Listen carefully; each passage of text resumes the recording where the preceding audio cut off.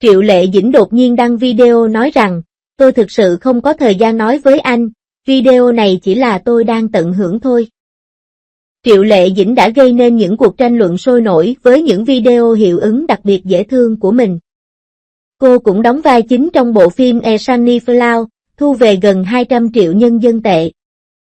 Cô đã phá vỡ hình ảnh của mình bằng cách giảm 15 kg mà không cần trang điểm và sử dụng diễn xuất sinh lý để thể hiện chiều sâu của nhân vật. Bà đã chuyển mình từ một diễn viên thành một người dẫn đầu về nội dung, mở ra một con đường mới cho các nữ diễn viên thời trung sinh. Triệu Lệ Dĩnh gần đây đã gây xôn xao dư luận khi đăng tải một đoạn video ngắn với nhiều hiệu ứng đặc biệt trên Weibo cá nhân.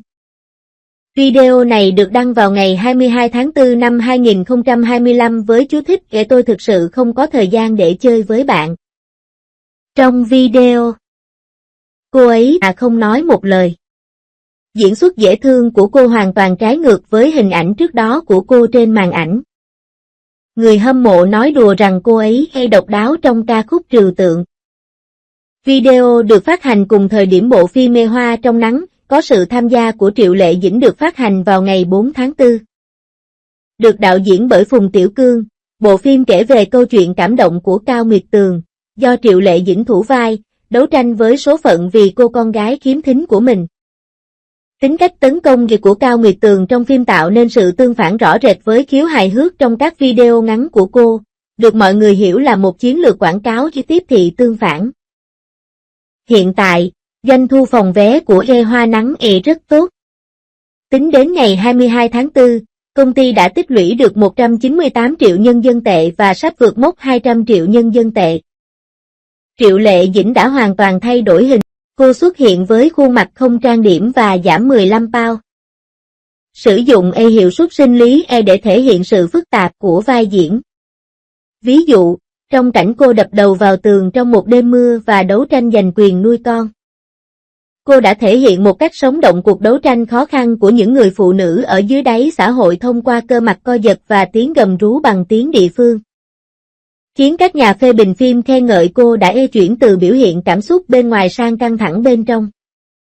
Trong phim, những cảnh giúp đỡ lẫn nhau giữa cô và những người bạn tù câm điếc đã trở thành điểm nhấn trong diễn xuất của cô nhờ khả năng ngôn ngữ ký hiệu lưu loát.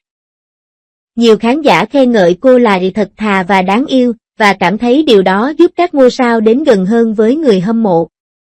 Tuy nhiên, một số cư dân mạng đặt câu hỏi về việc sử dụng quá nhiều meme. Cùng lúc đó, người hâm mộ Dương Mịch cũng tạo đẩu khi bị hủy bỏ và doanh thu phòng vé bị so sánh với Khi Hoa Nắng. Người hâm mộ Triệu Lệ Dĩnh tập trung vào các tác phẩm của cô, nhấn mạnh đến thành công phòng vé khi 4 năm liên tiếp có lợi nhuận từ các bộ phim của cô. Sự việc này cho thấy xu hướng chuyển mình từ diễn viên sang người dẫn dắt nội dung của Triệu Lệ Dĩnh. Bà không chỉ là nhà sản xuất của Hoa Nắng mà còn tham gia tuyển diễn viên và thiết lập chủ đề, như sự hòa nhập xã hội của những tù nhân được thả. Đồng thời, cô cố gắng phá vỡ cách quảng bá truyền thống thông qua các video ngắn. Chiến lược ghép đôi năng động này, dựa trên kỹ năng diễn xuất, kết hợp với các chủ đề nóng và vấn đề xã hội, đã mở ra một hướng phát triển mới cho các nữ diễn viên trung niên. Hoa Hướng Dương của Triệu Lệ Dĩnh có tổng doanh thu phòng vé hơn 200 triệu. Trở thành bom tấn đầu tiên vượt mốc 100 triệu sau phản công với kinh phí 50 triệu, giành được doanh thu phòng vé 200 triệu. Diễn xuất chuyển mình của Triệu Lệ Dĩnh và chiến lược cắt giảm chi phí của Phùng Tiểu Cương là một tình huống đôi bên cùng có lợi, chứng minh rằng nghề phim hay không dựa vào đốt tiền, mà dựa vào sự chân thành. Dù cuộc sống có khó khăn đến đâu, chúng ta cũng phải hướng về phía ánh sáng.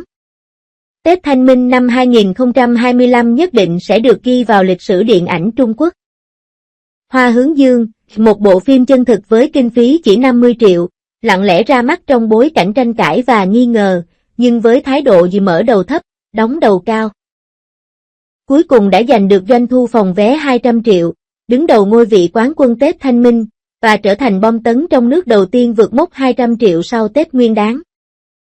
Thành tích này không chỉ khiến đạo diễn Phùng Tiểu Cương tuyên bố trong vòng bạn bè rằng đây là bộ phim trong nước đầu tiên không lỗ, khoảnh khắc nổi bật cho sự chuyển mình của nữ diễn viên chính kiêm nhà sản xuất Triệu Lệ Dĩnh. Phản công phòng vé. Từ dự báo thấp thành động lực bùng nổ. Việc phát hành Hoa Hướng Dương đầy kịch tính. Trong số 16 bộ phim mới ban đầu được lên lịch cho Tết Thanh Minh, bộ phim đã từng được mong đợi rất nhiều. Nhưng đã bị mắc kẹt trong nghi ngờ rút lui do tin đồn về chủ đề nhạy cảm và không có doanh thu bán trước. Trong những ngày đầu phát hành, thành tích phòng vé chỉ ở mức trung bình.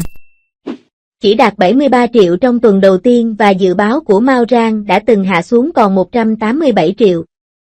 Tuy nhiên, khi danh tiếng của bộ phim lên cao, sự cộng hưởng xã hội của cốt truyện và khả năng diễn xuất của Triệu Lệ Dĩnh đã làm dấy lên những cuộc thảo luận sôi nổi, và doanh thu phòng vé đã tăng trưởng bùng nổ vào ngày thứ 15. Phản công các bom tấn Hollywood chỉ trong 1,025 triệu lượt xem và 234 triệu doanh thu phòng vé dự kiến. Cuộc phản công này được ngành công nghiệp gọi là kỳ tích chi phí thấp. Triệu Lệ Dĩnh đột phá kép từ nữ hoàng phim truyền hình thành nhà sản xuất phim. Thành công của Hoa Hướng Dương không thể tách rời khỏi sự chuyển mình về phá vỡ vòng tròn của Triệu Lệ Dĩnh. Trong phim, cô vào vai Cao Nguyệt Tường, một tù nhân được thả.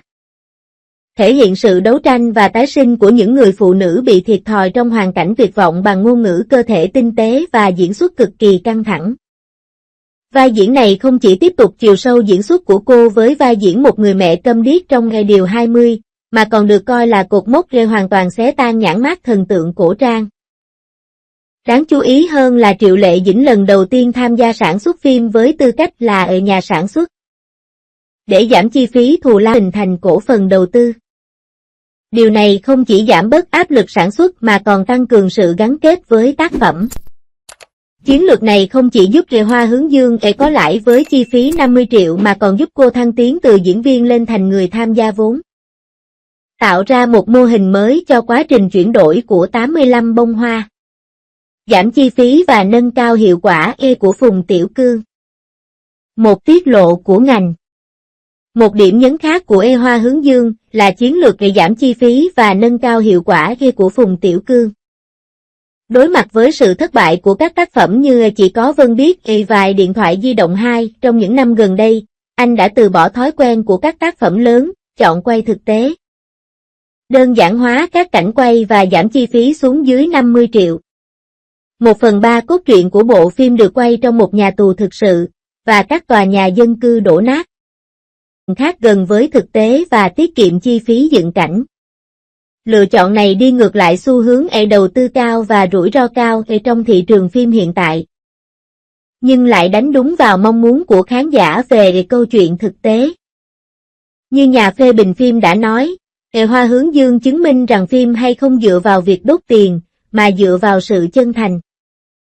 Ý nghĩa của ngành, mùa xuân của phim giá rẻ đang đến. Doanh thu phòng vé 200 triệu đô la của Hoa Hướng Dương có vẻ không đáng kể ở thị trường phim trong nước. Nơi doanh thu phòng vé khởi điểm là 1 tỷ đô la, nhưng thành công trong những chiến thắng nhỏ đã truyền một luồng adrenaline vào ngành. Một mặt, nó xác minh tiềm năng thương mại của các chủ đề thực tế. Mặt khác, nó chứng minh khả năng mới của ngôi sao giao thông mùa sản xuất chi phí thấp, sức hấp dẫn phòng vé của Triệu Lệ Dĩnh và kỹ năng kể chuyện của Phùng Tiểu Cương đã đạt lợi về mặt danh tiếng và doanh thu. Ngoài ra, bộ phim dự kiến sẽ thu về hơn 30 triệu nhân dân tệ thông qua doanh thu đuôi dài như bản quyền phát trực tuyến. Cung cấp mô hình lợi nhuận có thể sao chép cho các bộ phim có kinh phí vừa và nhỏ. Như những người trong ngành đã phân tích, khi thị trường trở lại với lý trí, nội dung vẫn là vua. Một cuộc chạy đua hai chiều về hy vọng. Tên tiếng Anh của Xuân Phao là Xuân Phao, có nghĩa là hướng về phía mặt trời. Cuộc phản công của bộ phim này giống như hình ảnh thu nhỏ về số phận của Cao Nguyệt Tường, bám trụ trong mùa đông lạnh giá và cuối cùng phá vỡ mặt đất và nở hoa. Đối với Triệu Lệ Dĩnh, đó là bước nhảy vọt quan trọng trong quá trình chuyển đổi của bộ phim.